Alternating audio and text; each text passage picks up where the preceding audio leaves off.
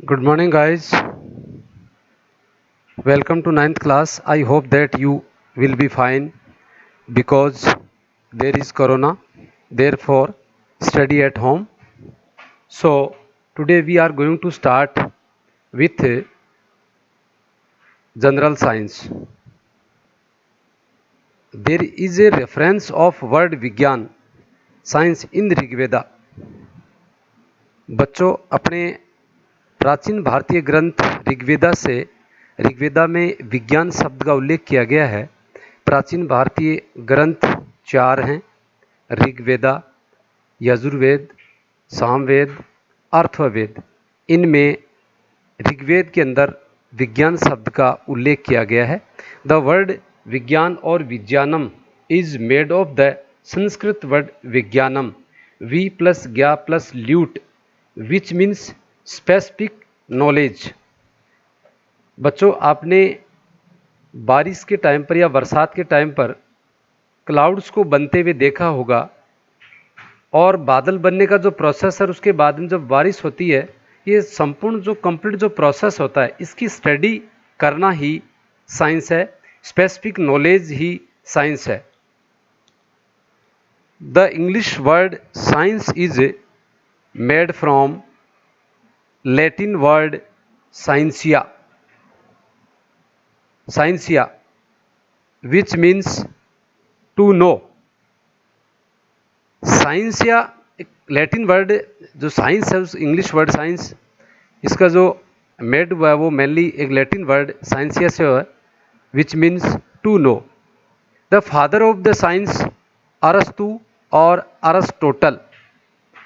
अरस्तु, कई बार क्या होता है एग्जाम के अंदर अरस्टोटल भी आ जाता है, तो अरस्तु और Aristotle both are right. Scientia to know. To know means about events, new items, substances, devices, and about new discoveries, etc. It is difficult to define science in given words, but a most accepted definition can be given in the following manner. Specific and systematic knowledge is called science. Define in detail science.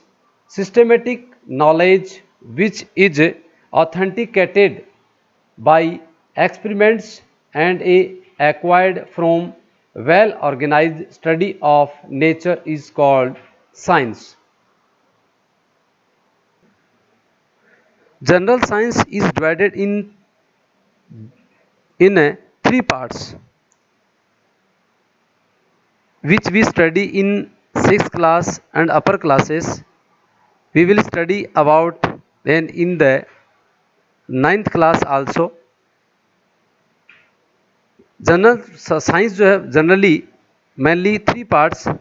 First, physics. It is the most complicated part. And second, chemistry. And third, biology. The first part, physics, is derived from Greek word physis, which means nature,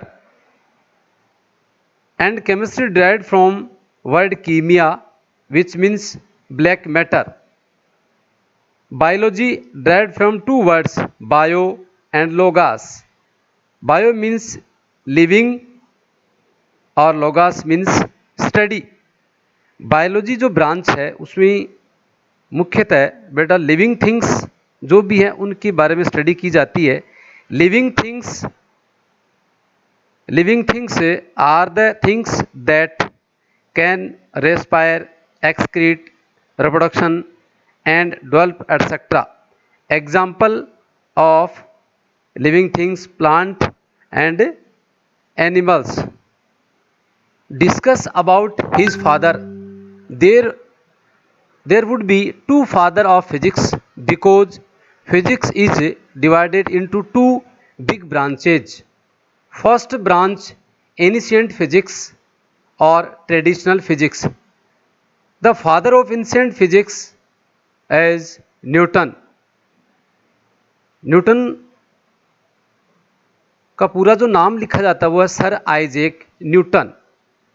and second branch is modern physics, the father of modern physics Albert Einstein. And father of chemistry is Antoine Lavoisier. And father of biology is Arastu और Aristotle.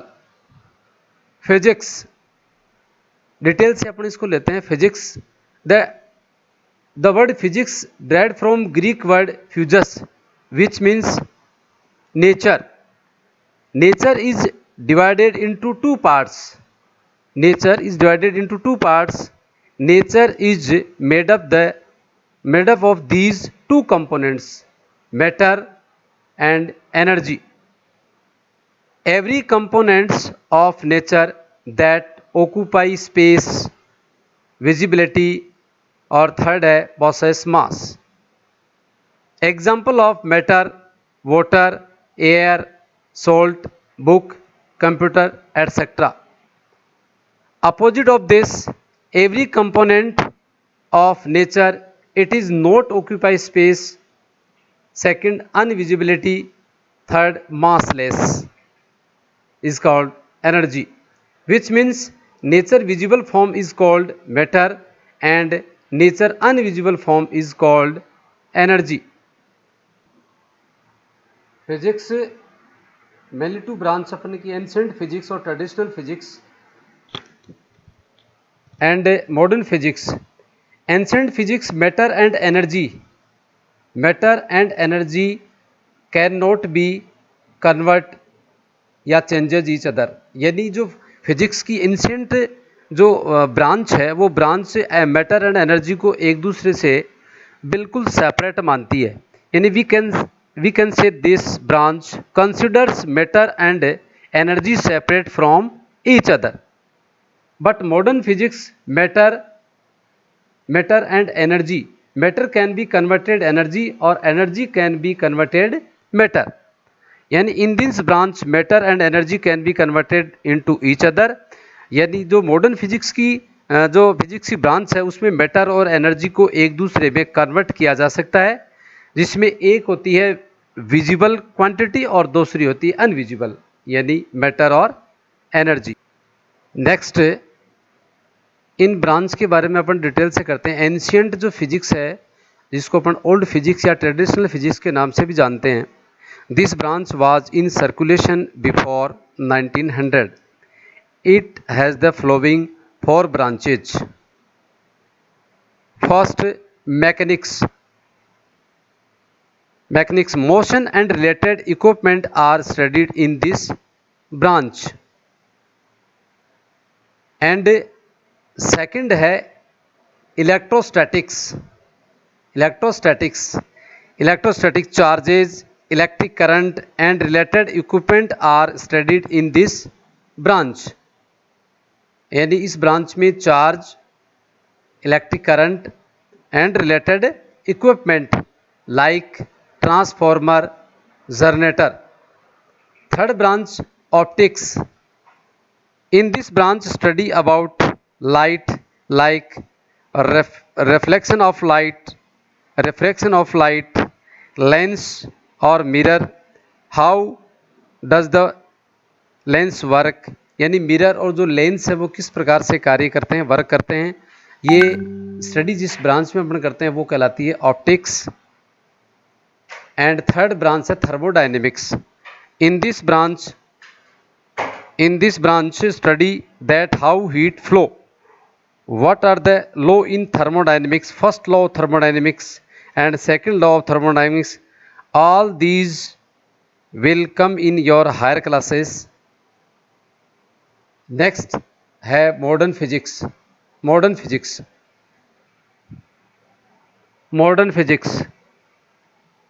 Which branch was developed after 1900? In 1905 Albert Einstein gave a theory of relativity, energy or mass. He told that energy and mass can be converted into each other. यानी energy can be converted मास और मास can be converted energy. After that there was more development of modern physics. The branch that has the regular updated. There are new changes in this branch from day to day. यानी modern जो physics है उसमें per day कोई न कोई change होता रहता है. In modern physics one gets to read something new every day. यानी the branches that has the regular updated. Two branches of modern physics. First, nuclear physics, the branches in which we can nuclear or atomic weapons today. Nuclear जो physics है उस nuclear physics की जो branch है उस branch के अंदर आज हम लोग इस स्थिति पे पहुंच चुके हैं कि the branch in which we can make यानी न्यूक्लियर और एटॉमिक वेपन्स टुडे. यानी हाइड्रोजन अगर बम की बात करते हैं, एटॉमिक बम की अगर अपन बात करते हैं तो वो सारा हुआ है न्यूक्लियर फिजिक्स के कारण. सेकंड इसमें आता है now A days it is also used in medicine in the treatment of different type of disease. Different type of disease like goitre. This is a type of disease. This disease is caused by iodine deficiency which is from the thyroid gland. Many type of endocrine glands are found in the human body. One of these thyroid gland is present in the throat. They will be studied in higher class. जो thyroid जो gland होती है उसके कारण से generally goitre disease हो जाती है. और उस आपने देखा होगा कि किसी व्यक्ति की जो गला होता है, थ्रोट होता है, वो सूजकर फूल जाता है तो उस व्यक्ति में आयोडीन की जनरली कमी हो जाती है. इस कारण से ये जो ग्रंथि है वो फूलकर गले से काफ़ी मोटी है. तो आयोडीन की इस कमी को दूर करने के लिए इसका ट्रीटमेंट किया जाता है आयोडीन 131 द्वारा. तो इसके विभिन्न डिफरेंट टाइप ऑफ डिजीज़ के ट्रीटमेंट के लिए थायराइड जो ग्लैंड होती है या इसकी कमी से जो जनरली गोइटर रोग होता है उसमें आयोडीन 131 का इस्तेमाल किया जाता है. उसमें अपन नेक्स्ट इसका एग्जाम्पल है कोबाल्ट 60. यानी कोबाल्ट 60 का यूज़ अपन करते हैं कैंसर के लिए. इट इज़ वेरी फैक्टल डिजीज़ है कैंसर. उस कैंसर का वैसे तो कैंसर लाइलाज है लेकिन इसका अगर फर्स्ट स्टेज में पता चलता है तो कोबाल्ट 16 का इसमें इस्तेमाल किया जाता है, ट्रीटमेंट इसके द्वारा किया जाता है. और थर्ड इसका एग्जाम्पल है Na24 सोडियम 24 क्लॉटिंग के लिए, ब्लड की क्लॉटिंग हो जाती है उसके लिए इसका इस्तेमाल करते हैं Na यानी सोडियम 24. अगर कई बार क्या स्थिति बनती है, अगर अपने को थोड़ी बहुत चोट लग जाती है, चोट लगने के बाद में जब ब्लड बाहर आता है तो ब्लड की अगर क्लॉटिंग होती है तो ठीक है.